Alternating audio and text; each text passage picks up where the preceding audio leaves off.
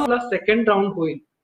जवळपास 1231 आपले माजी सैनिकांची पदं आहेत आणि उर्दू साठी सुद्धा उर्दूच्या माध्यमातल्या विद्यार्थ्यांनी सुद्धा बऱ्याच वेळेस ही मागणी केली होती आणि ते बराच पाठपुरावा करत होते. त्यांच्यासाठी ही आनंदाची बातमी आहे की उर्दू माध्यमासाठी सुद्धा शासनाने मान्य केलंय. आम्हाला ते कालच त्याच्याविषयीचं पत्र मिळालंय आणि उर्दू माध्यमाच्या जागा इतर ज्या SC SC BC वगळता इतर प्रवर्गांमध्ये कशा प्रकारे त्यांचे पसंतीक्रम घ्यायचे आणि शेवटी ओपनला कशा प्रकारे कन्वर्ट होईल त्याविषयी डिटेल गाईडलाईन आहे आणि ती कारवाई आपण सुरू करणार आहोत.